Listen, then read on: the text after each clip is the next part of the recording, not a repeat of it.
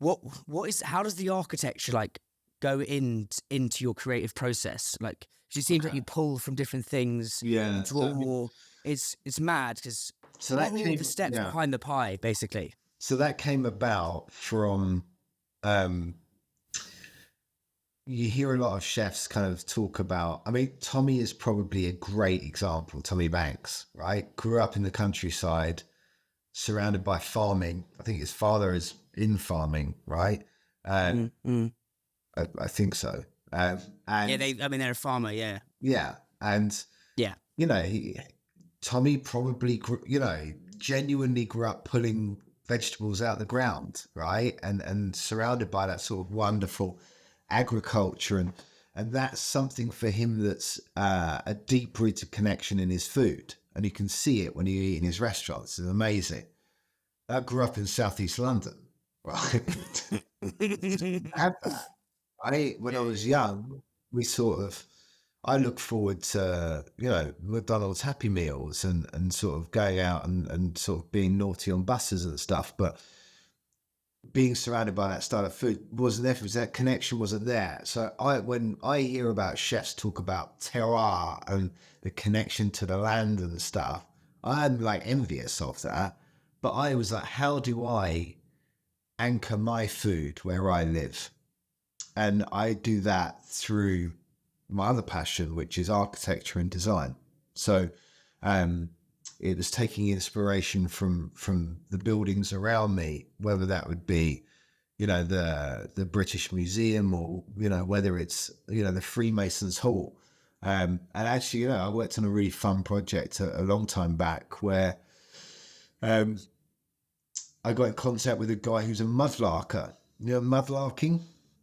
Mud, No, mate, no. amazing. Tell me. As mudlarking is these people that go out at sort of low tide onto the banks of rivers and they look for historical artifacts, right? And there's these like gangs of them that go out, especially on the Thames is pretty cool for it because they find all this incredible stuff from Victorian London and Roman times even. So this guy brought me a coin which was from the original Covent Garden when it was built. And on the coin, there was an unusual stamp through it. And that stamp was the stamp of a Freemason. Now, he was like, look, if you look at where you are and where Covent Garden is and where the Freemasons Hall is, it's kind of like a triangle. So I was like, okay, that's super cool. Let's do a pie where the design is based on this coin and we'll, tell the story of that and how that came about. And yeah, I don't know, like stuff like that, I just go nuts for. That is how we root stuff into things. What I love about that is like being unapologetically authentic. Do you know what I mean? It's like you're not saying you were pulling turnips out in, the Yorkshire Dales. It's being who you are, and I think it's a brave, bold thing, and it links back to what you said, what we're talking about at the beginning. It's like obviously now retrospectively it's easy to be like, yeah, obviously British pies, the tourists coming in, but back then it was a bold move to lean into your like completely authentic self. Is there an example of like, say we take a pie and we reverse engineer the creative process of like, say you're walking around London or Paris and how that goes through, what the ingredients were? I'd love to just know that. It seems super interesting. Yeah, I mean, if, say, for example, we think, yeah, I mean, like, that would probably be one of the strongest examples of that. That single little coin Garden. out on the banks of Yeah. the Thames. But how I work now, I mean, definitely we would start off with flavor profile, right? So that's the beginning of the process. It's whether, we're looking at, okay, if we're going to launch a pie in, say, end of the year, potentially game season in the UK. So that's a nice little starting point. We can work from that. And then from there, that's where I would open up to the team about design. Okay. So something that at the Pie Room I try to encourage as much as possible is the creativity side of things. So as a chef, when I was young, that creative side was very much stifled, and it is quite often in the industry at the beginning. And I get it at the beginning. You need to learn how to cook, right? Um, but if it's stifled too much, I think it can knock it out of you. And I would still try to encourage the team a little bit. So I'd say to them, look, I wanted to go away and do some drawings, go and find something that inspires you in the city. Go, even if it could be music, right? It's something you heard and it's say created an emotion in you. I wanted to come back and tell me about it, and to start bringing that into the pie room at the time. And then from there, that would be where the team would get together. We'd start sketching together. And then I would tend to sort of then push that up another level. So I would find something, whether it's in the design or in the pie making itself or in the cooking process, which would challenge us, right? So it would take us out of our comfort zone. And generally the reaction to that always was from the whole team, how the hell are we going to do that? And then we would find a way to do it. And by doing that process every time, we created new styles and new techniques within pie making itself, which we were happy always to share with the rest of the sort of pie making community in the world. Because that fed into another ethos of us, which was very strong, which was sharing all knowledge and all technique with anybody who asked, ever. And lots of people disagree with that. Why? Why did you? Why? Yeah, because a lot of chefs want to keep it closed book. Like it's our IP essentially. Why?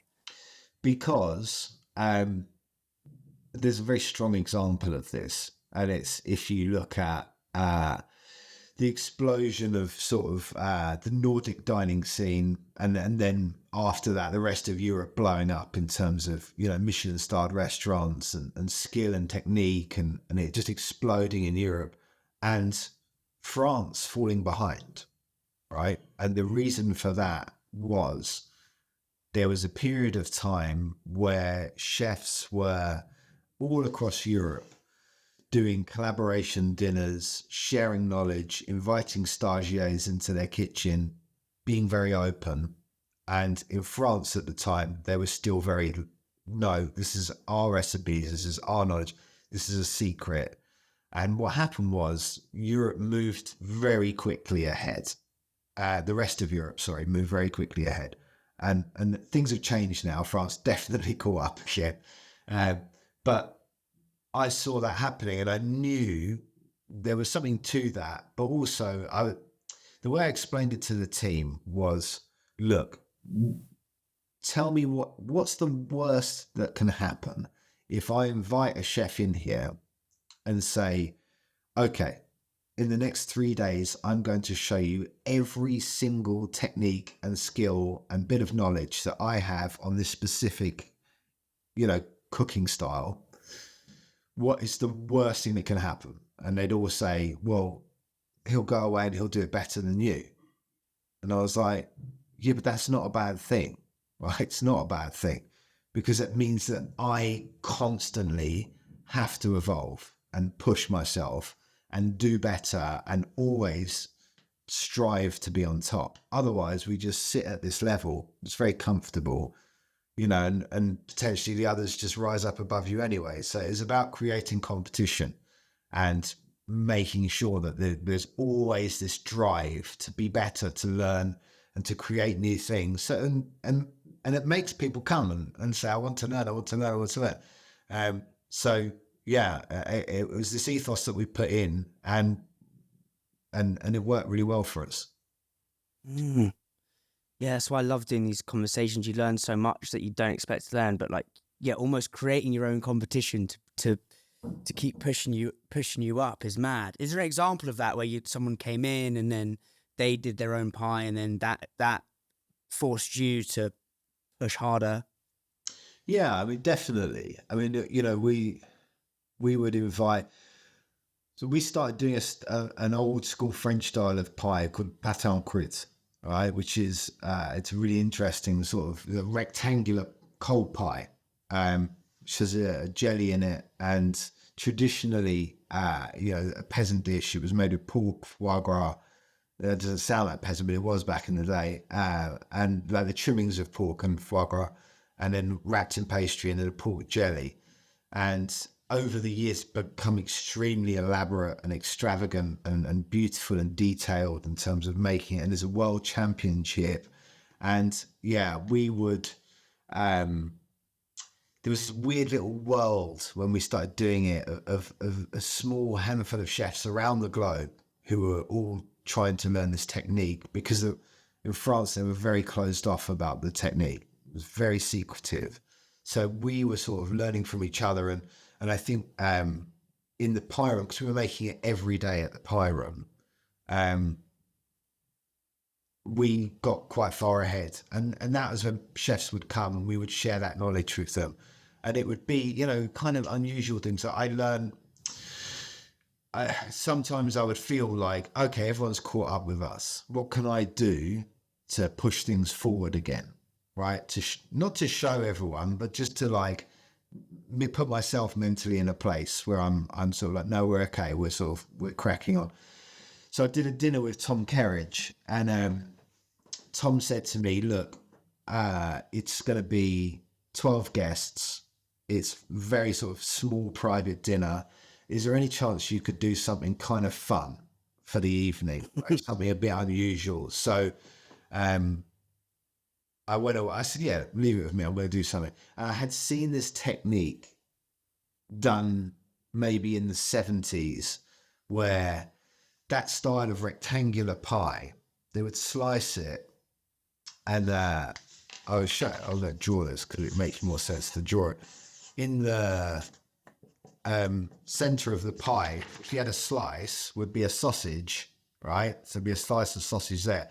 And literally there would be a clock face on it, right? Which they would create by, you know, this amazing sausage making technique. And I was like, well, I'm going to do that, but this is a big but. When I've seen it done, what the chefs used to do was, after they slice it, they used to, with a little paintbrush with some squid ink, they used to draw the hands of the clock on, right? And I was like, that's cheating. So what I want to have is the hands of the clock are on there, and as you slice the pie, the time changes, right? So It's mental. I genuinely spent a month working it out, and I think I didn't sleep properly for a month because I was trying to sort of work out how I would do it with this sausage making technique. And my wife thought we were in financial trouble or something, because I was just waking up looking like haggard. And I didn't want to explain to her, it's because I'm trying to work out how to put a clock into a pie. Into sausage. Yeah. That's jokes. But on the evening, we had, you know, I sort of presented this en croûte, and on the side of it, it had written in black pastry, you know, the watch company, Patek Philippe. So I put Patek Philippe down the side, and I said to the guests, look, this is it's a working clock made of pie, right? And I'm gonna slice it, and it's gonna show you what the time is in the room tonight. And I sliced it knowing that it was the wrong time, right? And I kind of turned it around and showed it to everyone, and all the guests were like, didn't work. And I was like, oh yeah. Sometimes with these things, you know, they need a bit of a shake. So I shook it and I sliced it, and it was the right time that was in the room. And it kind of just like blew it front my eyes. But learning that technique, I felt kind of pushed me a little bit further forward. And then again, you know, since then I've probably explained that technique in detail to chefs countless times so they can do it. And I'm not going to fall back on it. That's something that I've done, and now I have to learn other things. So yeah. Yeah, it's what I'm getting from you, mate, is this almost this, and I kind of relate to you in this kind of anxious obsession with learning, I just channel it into a podcast. I love speaking to people, but you can apply it to anything.